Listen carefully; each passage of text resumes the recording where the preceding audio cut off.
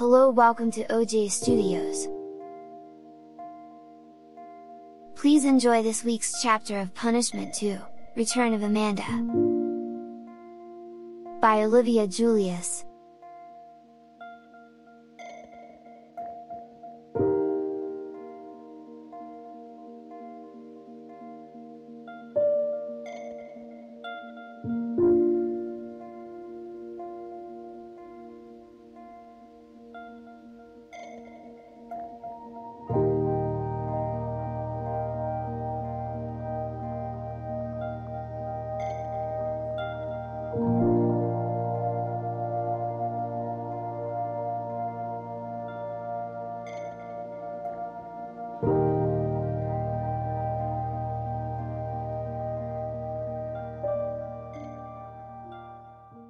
I got off the bus in front of my house and stopped. My mom's and my dad's car were in the driveway. My mom never beats me home. Normally she was still working at her salon for at least another hour. My dad usually stays at the school for a few hours as he catches up on paperwork and helps with detention at the school. I walked into my house and quietly shut the door behind me. I began to walk upstairs to my room. My thoughts were still on how Gracie planned for us to do our project together, and even how she planned on talking about societal norms. I know Gracie asked Mr. Taylor if we could work together but didn't tell him why. I really do hope that this has nothing to do with Amanda. I began to walk upstairs to my room when Mom stopped me. So, I invited Gracie and her parents over for dinner today. Mom said, "They'll be here in an hour." Surprised, I turned to face my mom. "Oh, really? Why the sudden dinner invitation?" I asked, trying to keep my tone casual. "Well, they've been so nice letting you borrow Gracie's clothes both this year and last year, and it's been ages since we had a guest over here for a barbecue.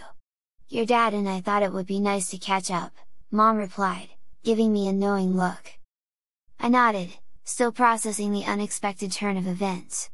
Gracie and her parents coming over for dinner on the same day we were working on a school project together felt like more than just a coincidence. The universe seemed to be conspiring to intertwine our lives even further.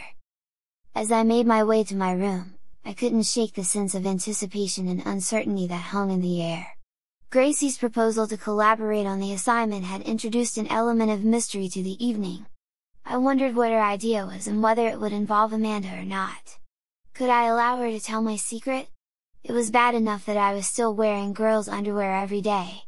But could I stand everyone knowing about Amanda? In my room, I glanced at the clock and realized I had limited time before Gracie and her family arrived. The looming prospect of talking about societal norms, combined with the presence of Gracie and her parents for dinner, created a curious blend of excitement and anxiety. I could hear Dad outside in the backyard bring out the barbecue grill and get it ready to start grilling. Downstairs, the doorbell rang, signaling the arrival of Gracie and her parents. I took a deep breath, bracing myself for the evening ahead. As I descended the stairs, the aroma of Mom cooking the sides for the barbecue filled the air. I reached the bottom of the stairs to find Gracie standing in the doorway, her parents beside her. Gracie was no longer wearing her school uniform. Instead, she was wearing a pair of baggy blue jeans and a red Little Ridge Elementary School t-shirt. Her hair was neatly hidden inside of a baseball cap. For a moment, unless you didn't know her, she almost looked like a boy. I groaned inside. This only meant one thing: if Gracie was looking like a boy, then she was going to expect me to look like a girl. In her hand was a bag, and in that bag I could see something wadded up inside. I greeted Gracie and her parents with a polite smile, trying to shake off the uneasiness that had settled in my stomach. Gracie's transformation into what appeared to be a boy's attire added another layer of complexity to the situation. "Hey, thanks for having us over," Gracie's mom said with a warm smile. Gracie's dad nodded in agreement, extending a friendly handshake. I reciprocated, doing my best to appear at ease. "Adam, how about you and Gracie go up to your room? You two can work on homework while we catch up down here," Mom said. I nodded my head and motioned for Gracie to follow me up the stairs. Gracie trailed behind me as we entered my room, her eyes scanning the surroundings with a curious intensity, as though examining the exhibits in a museum. "So, this is a boy's room," she remarked, surveying the space. Looks rather plain. It's just a regular room, I responded with a casual shrug. Gracie nonchalantly dropped her bag onto my bed. Yeah, I suppose so, she agreed, a mischievous sparkle in her eyes. Let's get started then. Gracie reached into her bag, announcing, to begin, I'll need to borrow one of your school uniforms. Why? I inquired. Because I don't have a boy's uniform, duh, she retorted.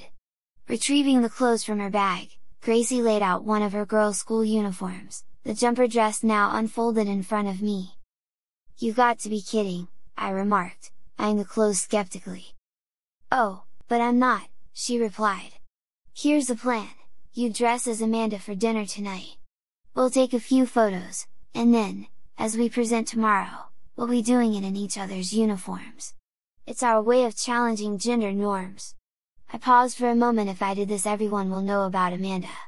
I will be considered the most sissy boy in school, what will people think of me? They don't need to know about your punishment last year, or that you went to Missouri willingly as a girl this year. All they would know is that you are doing an assignment. Gracie said. We wouldn't even have to mention Amanda. I looked at her, not sure what to say, what to do, or how to reply. Gracie handed me the girl's uniform.